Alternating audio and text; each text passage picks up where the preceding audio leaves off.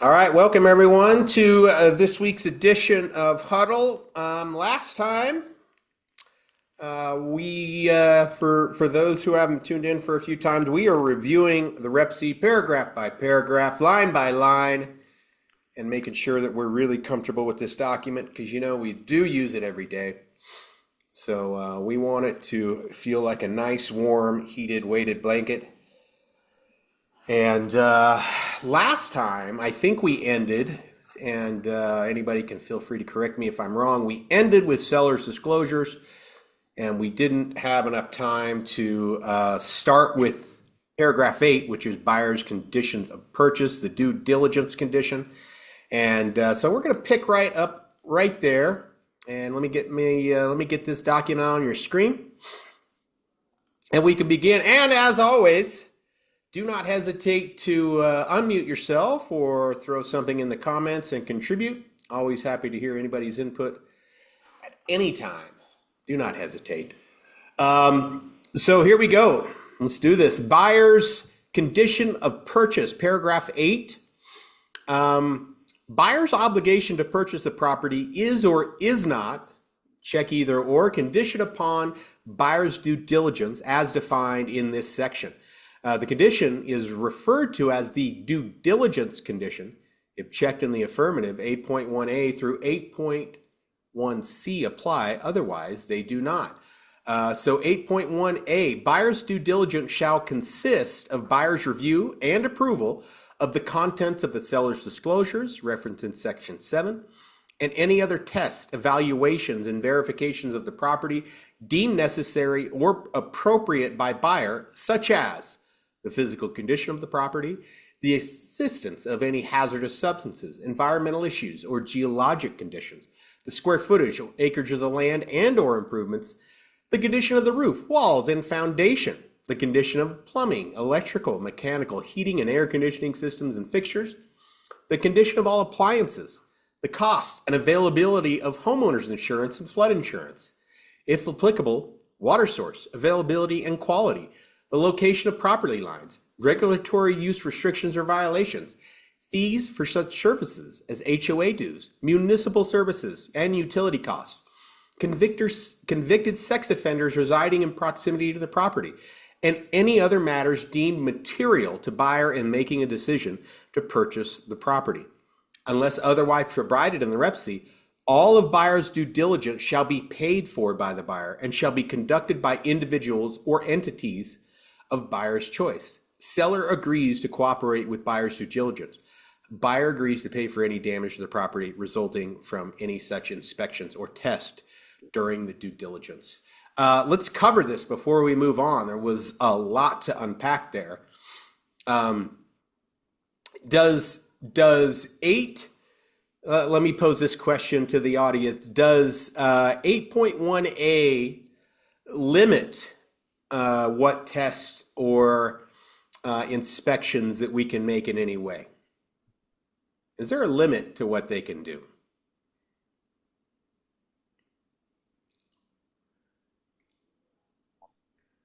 I mean, I think, we're all going to hire a property inspector, and the property inspector is going to go in and, check out and make sure the property's up to snuff or just report back on their findings. Of course, we're going to do that. Michelle says, no, there is no limit. Yeah, that's Natalie says no limits as to what they want to do. Yeah, I think that's sort of what I was getting at. I do see on occasion there is some concern or maybe a little paranoia from a potential buyer that says, well, I want to do this specific test. So I want you to put in an addendum that I get to do this specific test during my due diligence period. And that's also a reason why I can cancel. It's not necessary. And if you do decide to do it, just know that you're doing it to, maybe appease them in some way or make them feel better about the contract or make them feel more comfortable with the contract. And I think that's okay in general. Let's Mike, see. one of the tests that comes up that sellers don't like is when they've done one of these heat signature tests and they suspect some water behind the stucco, where maybe the stucco wasn't properly installed. And they have to drill a hole through the stucco and do a moisture sample behind the stucco.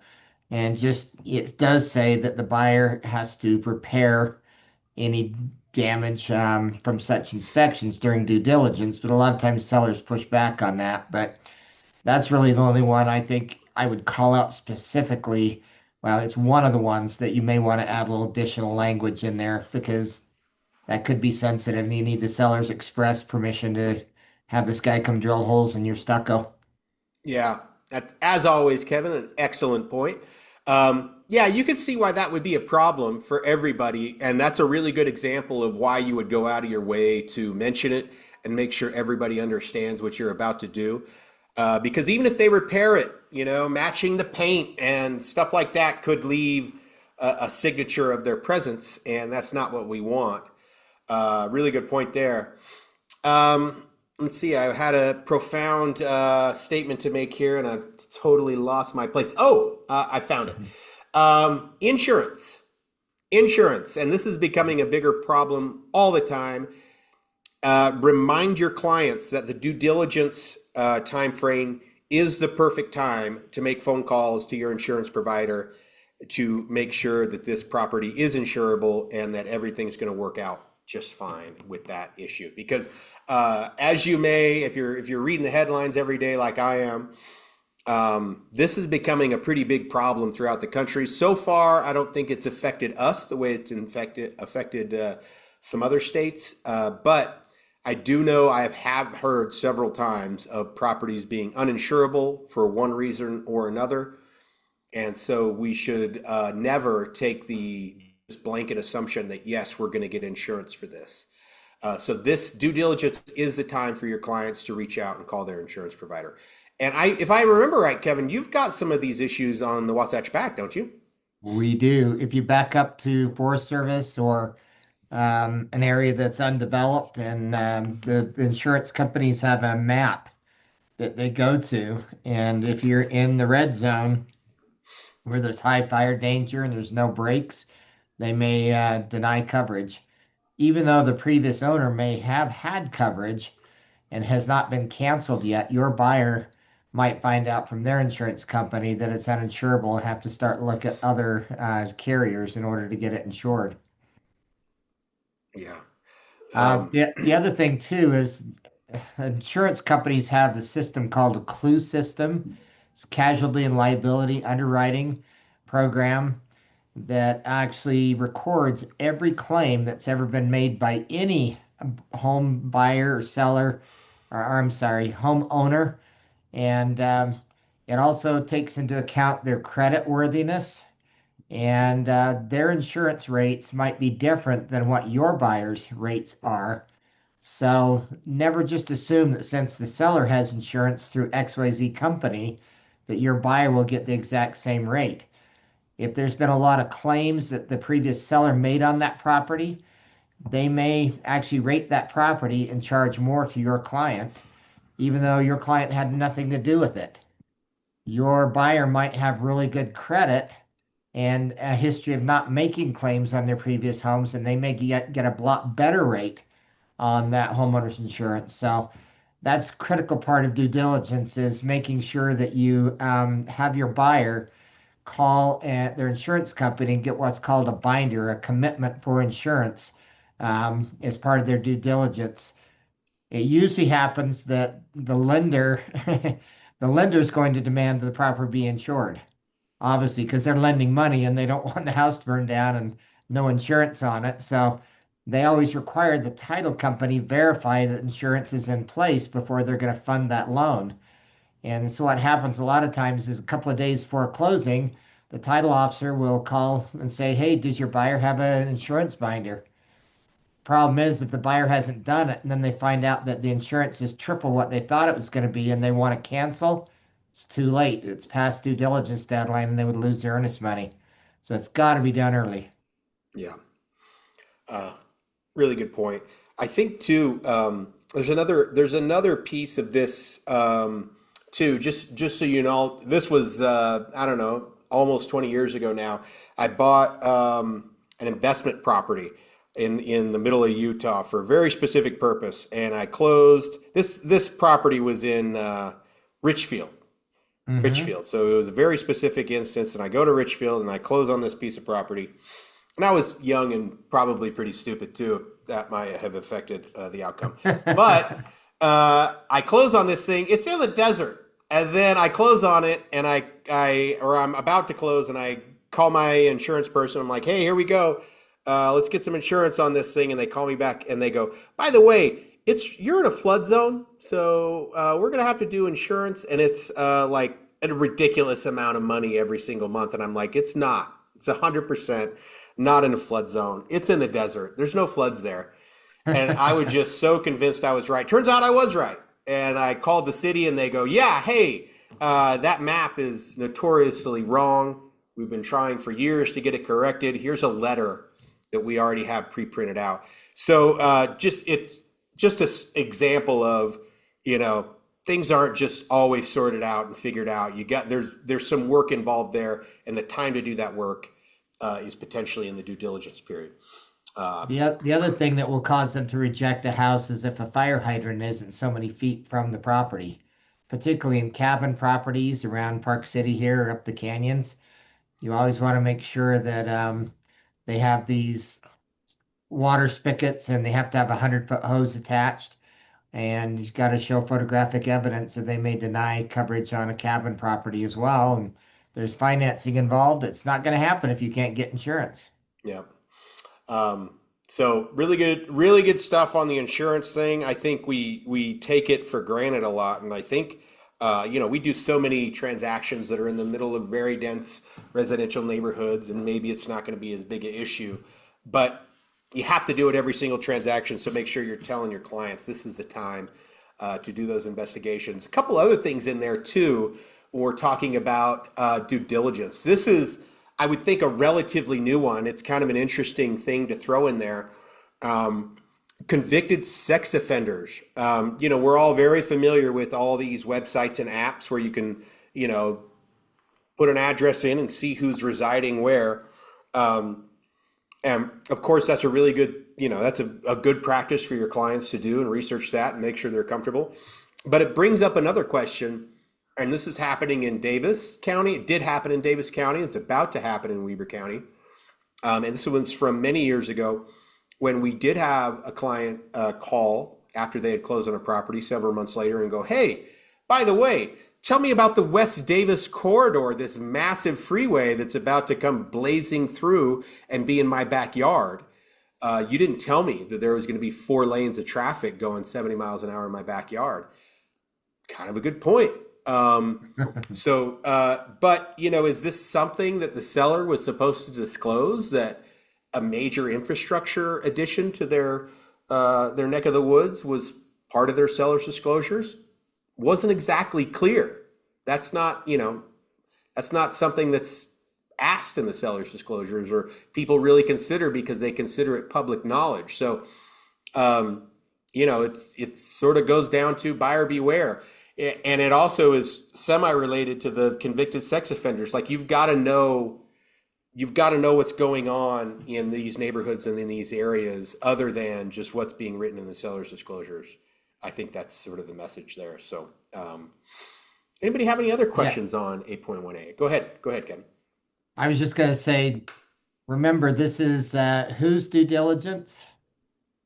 It's the buyers. And a lot of times the buyers will turn to their agent and say, "Well, aren't you going to do all this due diligence for me? Isn't that what I hired you for?" That's beyond the scope of your license. You can certainly give them professionals that they can contact, but never gets roped into an out-of-state buyer saying, "Hey, would you please go do this? You please go do this and report back to me and we go inspect this." That's not your role. They need to hire professionals to check all of these different things.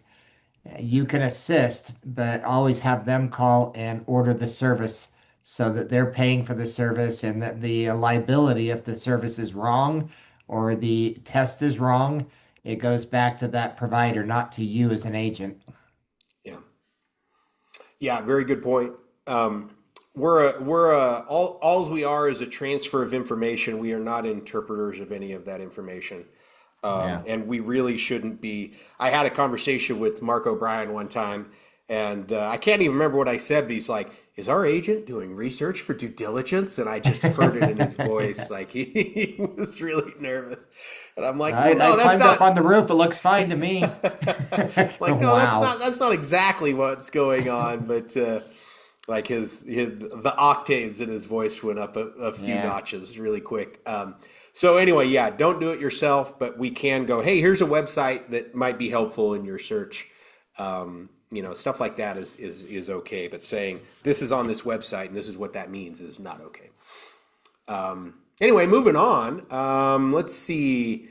Yeah, I think we covered that pretty well. Moving on to B, buyer's right to cancel or resolve objections. If buyer determines in buyer's sole discretion that the results of the due diligence are unacceptable, buyer may either no later than the due diligence deadline referenced in section 24B, cancel the REPSI by providing written notice to seller, whereupon the earnest money deposit shall be released to buyer without the requirement of further written authorization from the seller, or no later than the due diligence deadline referenced in section 24B, resolve in writing with seller any objections buyer has arising from buyer's due diligence.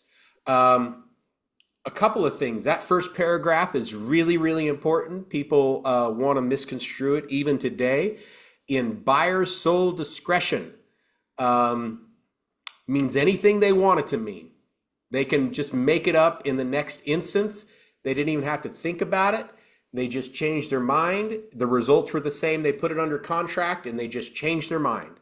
That's that's sole discretion. And people want to, say they want to pack all these rules around sole discretion, and there are no rules around sole discretion. And secondly, resolve in writing with seller any objections. Resolve. That means that, and this also gets misconstrued from time to time. Well, I sent you an extension at 4 and it expires the day after the due diligence, but that doesn't matter because we have an addendum in place that is attempting to extend the due diligence deadline, and that sort of extends it somehow, some reason they invent in their head.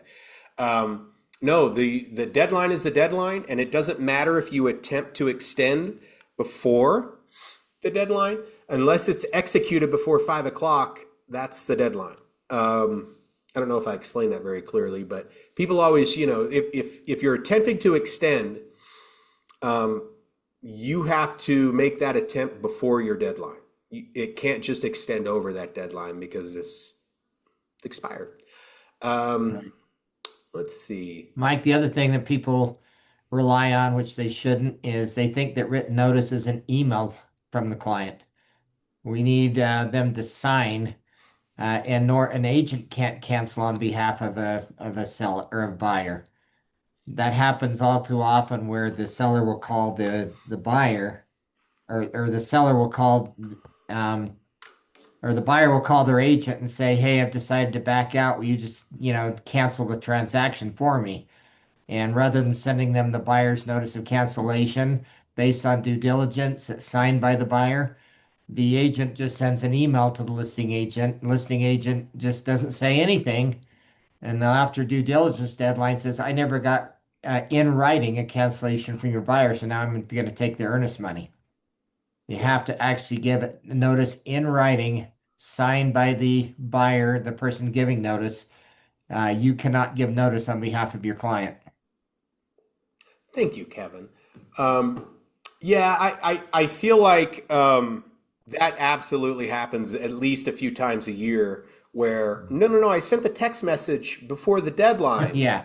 And then, no, and then the document's coming. I swear the document's coming, and the document arrives, and even the document's been signed after the deadline. So that doesn't work. That's not gonna cut it. So that's why that document exists, so you can fill it out and have your client sign it and deliver proper notice. And any other way is just not going to cut it.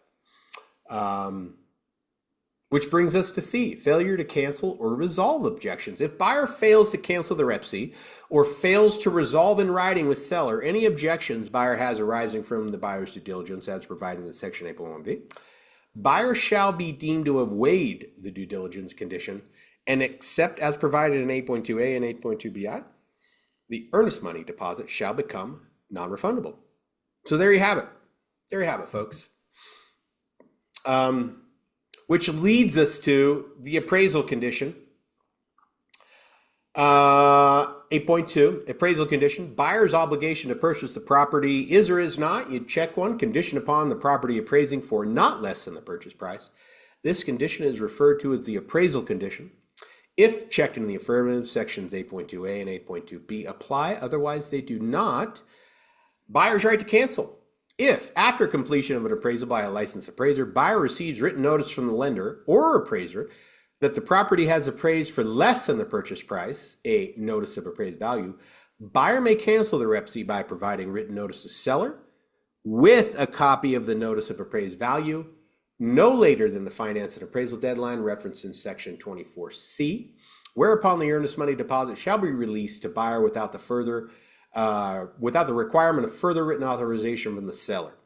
Failure to cancel. If the Rep C is not canceled as provided in this section 8.2, buyer shall be deemed to have waived the appraisal condition and except as provided in section 8.1 and 8.3bi, the earnest money deposit shall become non-refundable. I want to hear Kevin's thoughts on this because, I think the appraisal condition and finance condition, I can see that there are, I guess I understand why they're separate conditions, though the times in which they are treated as separate conditions, I could probably count on one hand. Yeah, they're generally the same, but a lot of times you want to have the appraisal done early to find out if it's going to be a low appraisal. And if it is, you have a chance to either renegotiate the price or cancel and move on before you spend all the money required by the lender during underwriting and all the other fees and things that come up. So they've separated them out to basically make it so that there's two separate contingencies because on cash transactions, some people choose not to actually do a appraisal. So it's kind of a moot point there. But anyway, it's good to have two separate dates, especially in the residential world, that you do need to have them separated. Notice on a commercial transaction, the commercial Rep C only has one date and everything's combined in there. It's all in due diligence, the financing and appraisal, inspections, everything. There's only one due diligence deadline and they're not separated out. This gives the buyer a lot more control. Yeah. Barbara Larson asks, can you write in the extension request that if the seller does not extend, the buyer is canceling? And this is referring to, can refer to any of the deadlines. It's a really good question, Barb. The answer is yes. We have a really good form for that, and it's a conditional cancellation. And that form, as Kevin has so correctly said, yes, that is the conditional cancellation addendum. If the seller will not extend the due diligence deadline, this form protects the buyer's earnest money and also issues notice of cancellation. The form essentially says, if the seller does not accept the extension, consider this written notice of cancellation. Right. So it's a really useful document, kind of a last-ditch effort to get your extensions or whatever terms you're negotiating done. It's interesting, negotiating tactic there too, because you may be trying to get the seller to do some repairs, and the seller's dragging their feet, not responding to the repairs request or the repairs addendum. You're coming up on your deadline, and the seller says, if we just don't answer the phone and don't return any emails, they'll blow past their deadline. Their earnest money become non-refundable. And when you send that addendum, you've canceled the transaction, and all of a sudden the seller goes, wow, they were serious. They called our bluff. Yeah, we'll give them an extension. You can always do a reinstatement addendum to put the deal back together. once the seller realizes your buyer's serious, and they actually will cancel unless you come to an agreement on repairs. So yes, you could lose the transaction, Barb, but oftentimes the seller will realize the buyer's serious and they really will cancel the transaction and they'll come back to negotiate the repairs after the fact. Yeah. Yeah, that's a yeah. If you do that conditional cancellation, there's some risks there, and Yeah. if you represent the person writing that, they have to be okay with the consequences of not having that deal anymore.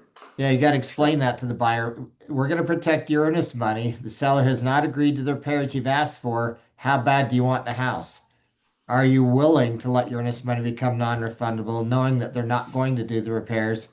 Sometimes they'll say, I don't want to lose the house. Don't send it. yep, Let's move on. I'll accept it the way it is and I'll take care of the repairs on my own. yeah. Good question, Barb. All right, moving on to the financing condition. 8.3. 8.3a, no financing. So there's two, kind of broken it up into two paragraphs there. 8.3a and 8.3b. You're going to check either financing is not required or it is required, and if it's conditioned upon it. So we'll just jump down to 8.3b. So we're going to assume so financing required. Buyer's obligation to purchase the property is conditioned upon buyer obtaining the loan referenced in section 2.1c. This condition is referred to as the financing condition if checked sections 8.3b I, and I apply. Otherwise, they do not. If the REPC is not canceled by buyer as provided in section 8.1b or 8.2a, then buyer agrees to work diligently and in good faith to obtain the loan. Yeah, there's some interesting language in there. Then buyer, and this is forgotten, I think, quite a bit. Then buyer agrees to work diligently and in good faith to obtain the loan. Remember that language if you have people dragging their feet about ordering appraisals. I don't know what it means, but it can be some leverage that, hey, you agreed that you were going to actually pursue this seriously, and you haven't ordered an appraisal, which we know that you're not going to get back in time for the financing condition. What's going on? They won't That's a provide real the thing. documents a lender needs. Yeah, Yeah. yeah. They've asked them several times and they just don't send over their tax returns. They don't send over their anything that the buyer that the lender needs to approve the loan. They're obviously not working in good faith. That's right. And they're wasting everybody's time, and that's how you Yeah. call them out on it. Steve says, I had an agent send me an addendum stating if we didn't do a bunch of repairs, she wrote, consider this a notice of cancellation if repairs weren't made. I had a backup offer, so I stated, consider your offer canceled. Yeah, that can backfire. It can definitely backfire. Let's see. Buyer's right to cancel before the financing and appraisal deadline. If buyer, in buyer's sole discretion, is not satisfied with the terms and condition of the loan, buyer may, after the due diligence deadline referenced in section 24b, if applicable, cancel the REPC by providing written notice to seller no later than the financing deadline referenced in section 24c, whereupon, and then you put in the amount, if buyer's earnest money deposit shall be released, which is a portion or all of, earnest money deposit shall be released to seller without the requirement or of further written authorization from buyer, and the remainder of buyer's earnest money deposit shall be released to buyer without the further written authorization from seller. So this is 8.3bi.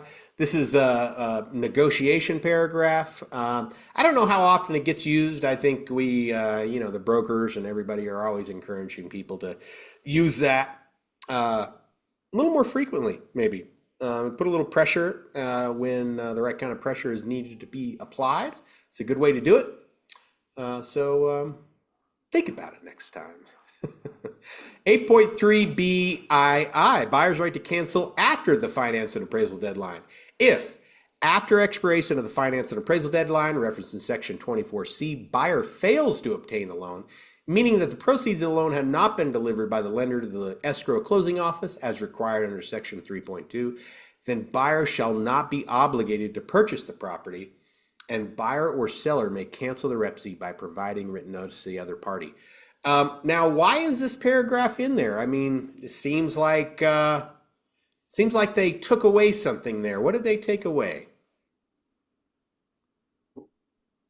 What did they take away?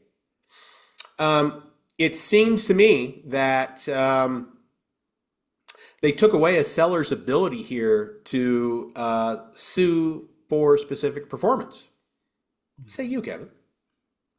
Yep, that's true right here. If you get denied for your loan, you can't say buyer defaulted on the transaction, and so the buyer default section back in later in the contract gives the seller three options if the buyer defaulted, which is sue them for specific performance, forcing them to close, which you can't do if the lender's not going to give them a loan.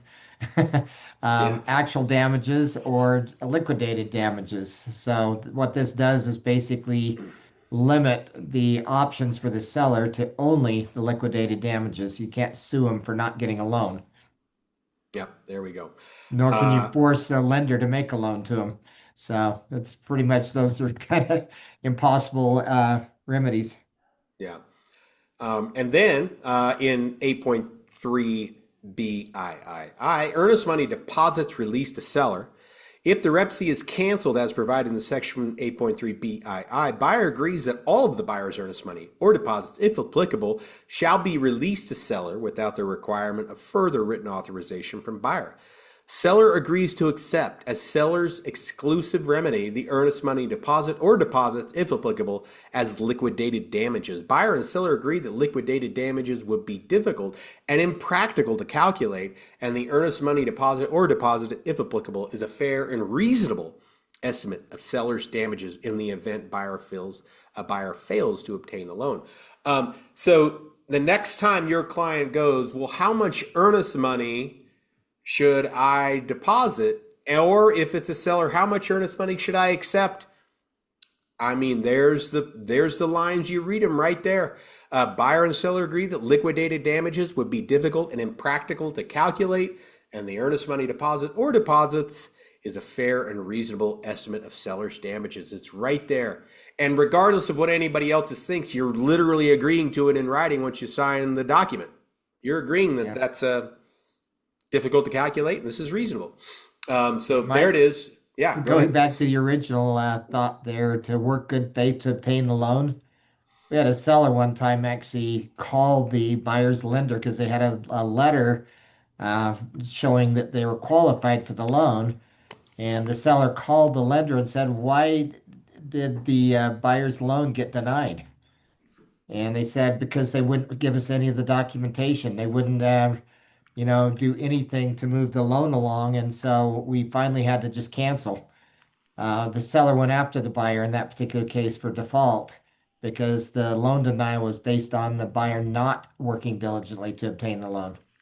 Pretty interesting, and they won. They actually got the ability to go after him for damages because the buyer just was a flake. So weird. I mean, why do you just don't do it? Just cancel. Just be like, I'm lazy. I don't feel like it, or things change. I mean, just cancel the deal. All right. Does anybody have, before we move on, does anybody have any comments about all these conditions that we just spoke about, the due diligence, appraisal, and financing conditions? Anybody have any questions, comments, anything to add before we move on?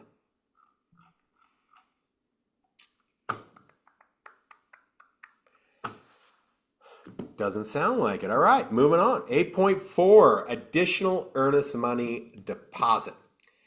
If the REPC has not been previously canceled by buyer, as provided in these sections, then no later than the due diligence deadline or the finance and appraisal deadline, whichever is later, buyer will or will not deliver to buyer's brokerage an additional earnest money deposit in the amount of X. The earnest money deposit and the additional earnest money deposit, if applicable, are sometimes referred to herein as deposits. And they will be credited towards the purchase price at closing. So this is another way that we can use and apply leverage with pre-printed language, and these paragraphs are built in for us to help negotiate and apply the appropriate amount of pressure when applicable. And so if people are, the situations where these might be appropriate, I'm sure there's a ton of them.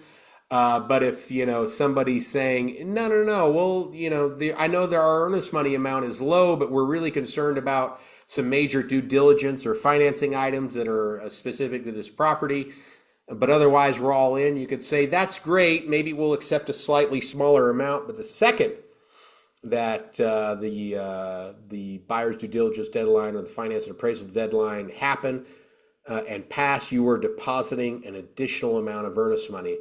And if you think about it, if someone is unwilling, in specific instances, deposit additional earnest money after the finance and appraisal deadline, maybe you should be a little concerned, because who cares, right? I mean, what does it matter?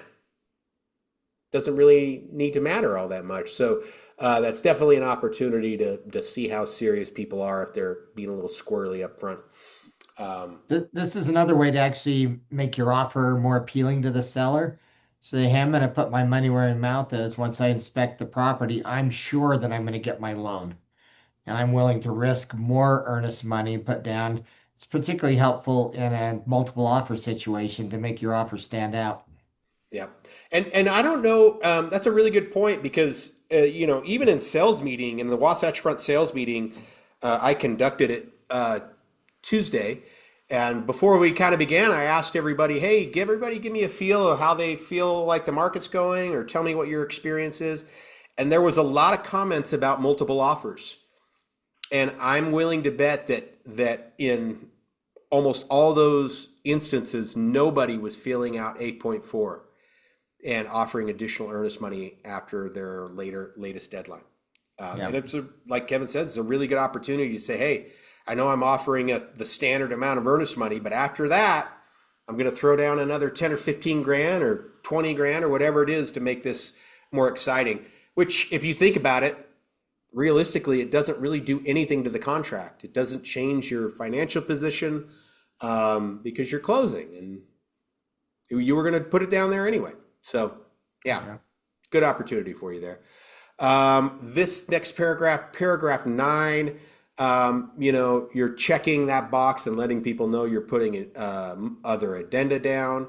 I don't think we need to sit on that at all.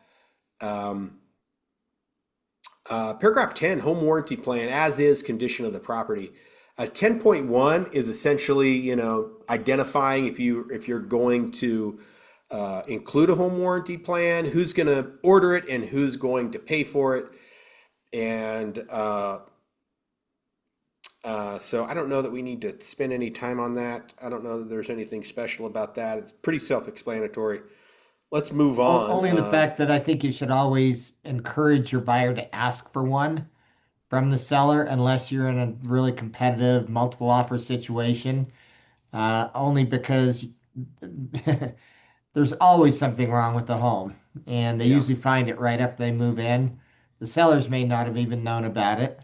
And if they can call the home warranty and have it fixed, they're going to look at you as doing a really good job as their fiduciary to look at and protect them from unexpected costs once they move in. So you should always, as their fiduciary, at least ask for it. It may get rejected in the counter offer, but why not ask? Because most sellers are willing to do it to remove the risk from a buyer calling them and saying, you should have known about this, because the sellers oftentimes didn't. Yeah, it's a really good point. I mean, what is a really good home warranty cost now? If you were going to get the premium version, is there even a premium for? I guess there's probably a premium for more than $1,000, but in the grand scheme of things, that's a very little amount of money to for a seller just to go, yeah, I know, just call your home warranty. I paid for one. Kind of brush off an issue and maybe not deal with it. I always say, hey, if you don't have a home warranty on your property, you are the home warranty, because a lot of times they'll turn to the agent and say, hey, we found this issue. Can you help us pay for it? We need a new fridge. We need a new whatever. And it's a way to avoid what's called a commissionectomy, is to have home warranty standing between you and the client. Yeah. And this isn't the end all. It's not a flawless solution, but it's a pretty good solution. Yeah. A pretty good stopgap. Okay, 10.2, condition of property and buyer acknowledgments. Buyer acknowledges and agrees that in reference to the physical condition of the property, buyer is purchasing the property in as-is condition without expressed or implied warranties of any kind. Buyer shall have, during buyer's due diligence, as referenced in section 8.1, an opportunity to completely inspect and evaluate the condition of the property, and C, if based on the buyer's due diligence, buyer elects to proceed with the purchase of the property, buyer is relying wholly on the buyer's own judgment and that of any contractors or inspectors engaged by buyer to review, evaluate, and inspect the property. The provisions of section 10.2 shall survive closing. Back in the olden days, there used to be some warranties applied in here, and now they've gotten rid of that. There's nothing. Like, this is a completely buyer beware situation, and I think it's actually a pretty good situation in Utah. I think in other states they have different laws, but in Utah, the seller is required to tell you everything they know about the property through seller's disclosures, and they're required to disclose it. And once they do that, you're on your own. And I think that's about as good a situation as you're going to get, in my opinion. Of course, I'm not aware of all the old reps, he used to say the heating and appliances are in working order and fit for their intended purposes. That was a warranty the seller had to give. They took all that out and just said, no, it's being sold as is. You inspect it, whatever.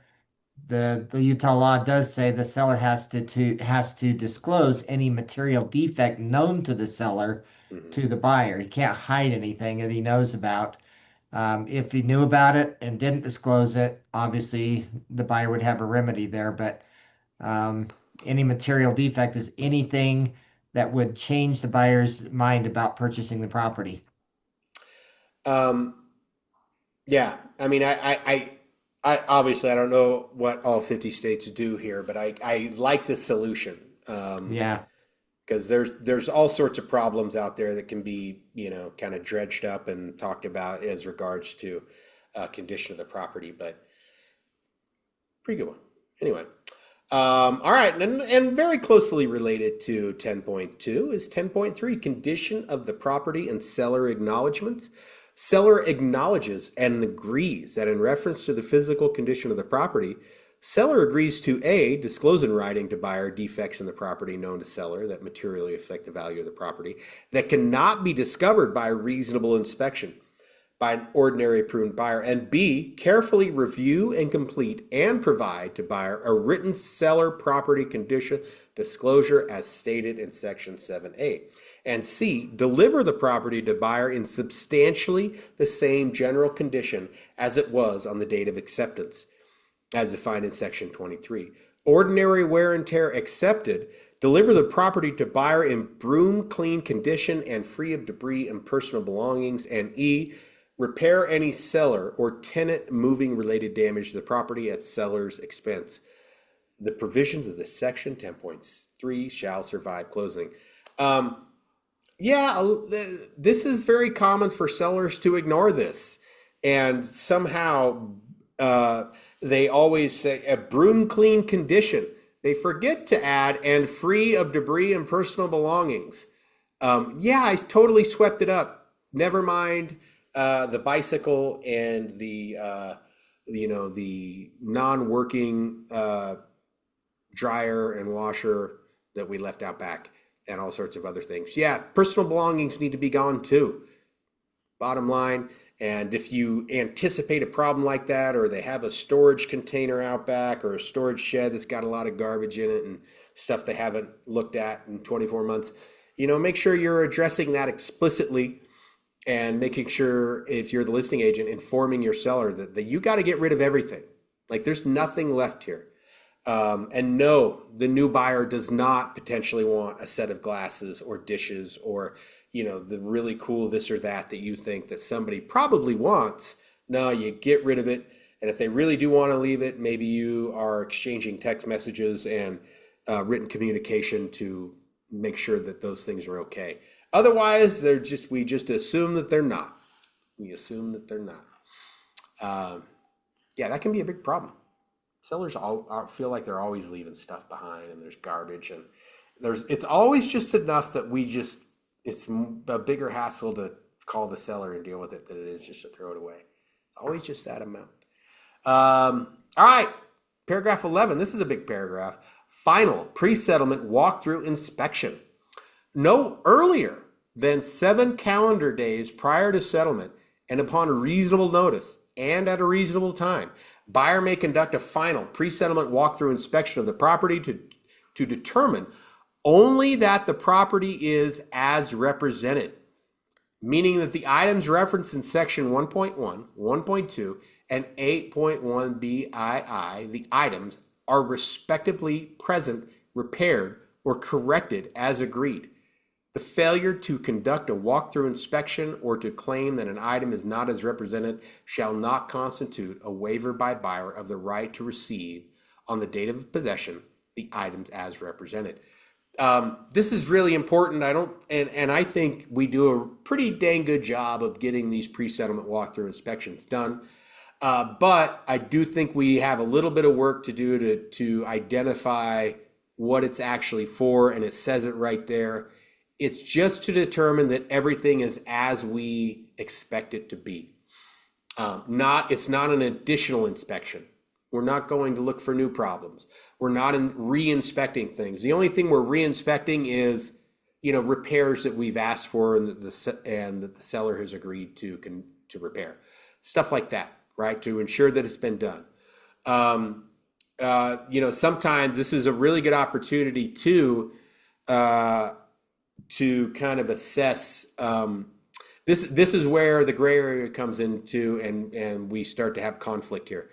If you do a pre-settlement walkthrough inspection, and it's 2 days prior to settlement, and the seller hasn't packed a single thing, do we have any rights under the Rep C? If we do, what are those rights? What are we supposed to do in this instance? Because this is the most common, I would say the most common scenario of the pre-settlement walkthrough is, hey, we're about to settle and this place looks horrible. You haven't packed. I don't know how you're getting out of here in the appropriate amount of time, or it's extra dirty. I don't know what we're going to do.